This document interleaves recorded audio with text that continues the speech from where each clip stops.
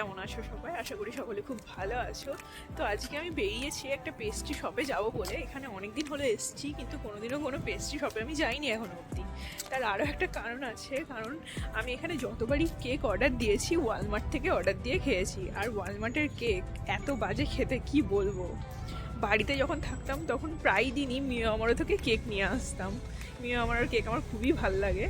তো আজকে যাব, দেখি কেমন লাগে কেক খেয়ে। এখানে থেকে এখন নেমে গেছি, আর বাসে করে নেমে হেঁটে খানিকক্ষণ যেতে হয়। তো হাঁটার সময় যে রাস্তাটা দিয়ে আমি এখন যাচ্ছি, এই রাস্তাটা এত সুন্দর। তো তোমাদেরকে একটু দেখিয়ে দিই, দেখো কত সুন্দর রাস্তাটা। আর একটা জিনিস আমি আজকে দেখাবো তোমাদেরকে, একটা ব্রিজের ওপর দিয়ে যাব, ছোট ব্রিজ, রেল লাইন নিচে আছে। এই বলেছিলাম এখানে রেল লাইন আছে, কিন্তু শুধুমাত্র মালগাড়ি চলে, যাত্রীবাহী গাড়ি এখানে চলে না। আর সেই জন্যই হয়তো এখানে ট্রাভেলের এরকম প্রবলেম, মানে আমাদের মতো যাদের কাছে গাড়ি নেই তাদের খুবই অসুবিধা, হেঁটে হেঁটে এরকম আসতে হয় বাস থেকে নেমে। আর বাসে একমাত্র ভরসা। তো এই যে এই ব্রিজটার কথাই বলছিলাম, দুধারে দেখো কি সুন্দর রেলিং দেওয়া, আর নিচে এরকম রেল লাইন যাচ্ছে। এই রেল লাইনের কিন্তু একটা খুব মজাদার হিস্ট্রি আছে। এই রেল লাইনটা যখন তৈরি হচ্ছিল তখন একটা শর্ত দেওয়া হয়, আর বলা হয় এটা যদি 1856 1 জানুয়ারির মধ্যে কমপ্লিট করতে পারে তাহলে রেলওয়ে বোর্ডকে রিওয়ার্ড দেওয়া হবে $50,000। আর রেলওয়ে বোর্ড কিন্তু তৈরি করে ফেলেছিল। আর এটাতে প্রথম রেল চলেছিল 3 জানুয়ারি 1856। এই যে এখানে এই হিস্ট্রিটা পুরো লেখা আছে। আর রেল লাইন থেকে কিছু দূর এগোলেই হচ্ছে কেক শপ। এই কেক শপটার নাম হচ্ছে ডিলাক্স কেক শপ। অনেকের কাছে এটার ভালো রিভিউ শুনেছি, আজকে খেয়ে দেখবো কেমন। ইস্টারের জন্য কেক শপের বাইরে এরকম সুন্দরভাবে সাজানো হয়েছে। চলো ভেতরে গিয়ে দেখি কি কি আছে।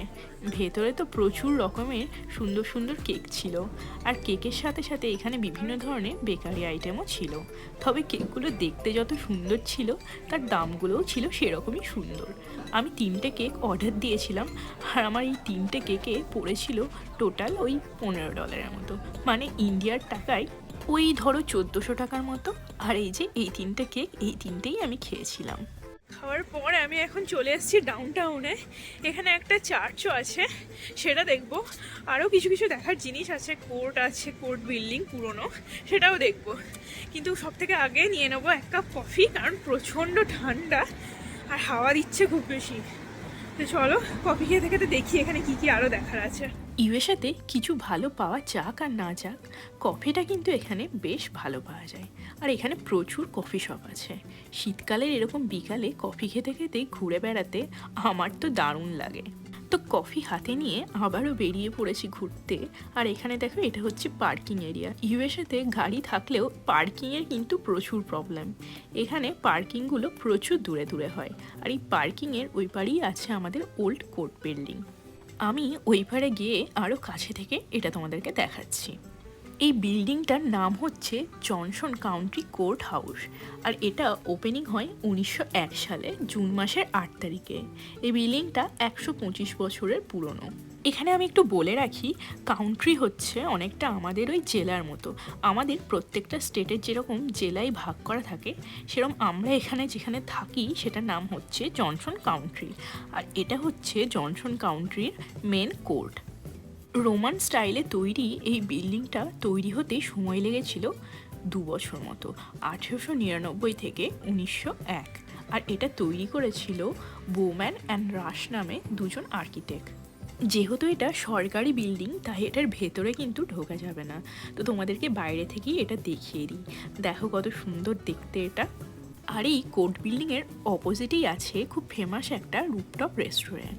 এই যে সামনের এই বিল্ডিংটা দেখছো, এটার ওপরে একদিন যাওয়ার ইচ্ছা আছে। শুনেছি ওটা থেকে নাকি পুরো সিটি ভিউটা দেখা যায়।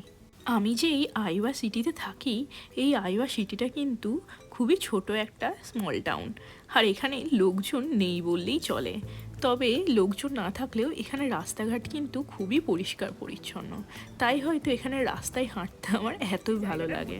যাচ্ছি এখানে, এটা হচ্ছে ডাউন টাউনের একদম মিডিল পয়েন্টটা। এখানে প্রত্যেক শুক্রবার মানে ফ্রাইডে নাইটে এখানে মিউজিক বাজে আর কি, লাইভ মিউজিক, লাইভ কনসার্ট হয়। এটা আমি আগেও বলেছিলাম। তো মাঝে মাঝে চলে আসি, যদি এই শুক্রবার টাইম পাই তাহলে এই শুক্রবারেও আসো। এই জায়গাটা আইওয়া সিটির একদম মিডিল পয়েন্ট। এখানে সমস্ত দোকান বাজার আর রেস্টুরেন্ট আছে। আর এই যে দেখছো ক্যাপিটাল বিল্ডিং, এটার ব্লগ তো আমি আগেই দিয়ে রেখেছি, কেউ যদি না দেখে থাকো তাহলে আমার চ্যানেলে গিয়ে দেখে নিতে পারো। আর এই যে সামনে দেখছো এই ব্রিজটা কিন্তু দুটো বিল্ডিংয়ের মাঝখানে, মানে দুটো বিল্ডিংকে কানেক্ট করছে। এটা এরম একটা ব্রিজ আমার পাড়াতেও ছিল, মানে আমি যেখানে থাকতাম আগে আমার বাড়ির কাছে একটা বাড়িতে, মানে পাশাপাশি দুটো বাড়ি আর কি, তো মাঝখানে এরকম ব্রিজ ছিল যাতায়াত করার জন্য। তো এটাকে যতবারই দেখি আমার ওই বাড়িটার কথাই মনে পড়ে যায়। আর এই যে কথা বলতে বলতে আমি একদম চলে এসেছি চার্চের সামনে। এখানে চার্চের পরপর দুটো বিল্ডিং আছে। এই চার্চের প্রথম বিল্ডিংটা তৈরি হয় 1840-এ আর সেকেন্ড বিল্ডিংটা তৈরি হয় 1860-এ। তবে সেই পুরনো বিল্ডিংগুলো কিন্তু আর নেই। 1906 সালে এখানে আগুন লেগে যাওয়ার জন্য চার্চগুলো পুড়ে গেছিল। তারপর আবার 1908 সালে এই চার্চগুলো রিবিল্ড করা হয়। আর তখনকার দিনে এই চার্চগুলো তৈরি করতে খরচা হয় প্রায় $75,000। তো এই যে দেখো চার্চটা এত সুন্দর দেখতে বাইরে থেকে, না জানি ভেতর থেকে কত সুন্দর হবে। যদিও এখন চার্চটা বন্ধ আছে, ভেতরে যাওয়ার নির্দিষ্ট টাইম আছে, সেই টাইমে এলে যে কেউ চার্চে ঢুকতে পারে। আর এর পাশেই রয়েছে সেকেন্ড বিল্ডিংটা। আর এই যে সামনে এটা দেখছো, এটা হচ্ছে ইউনিভার্সিটির একটা বিল্ডিং।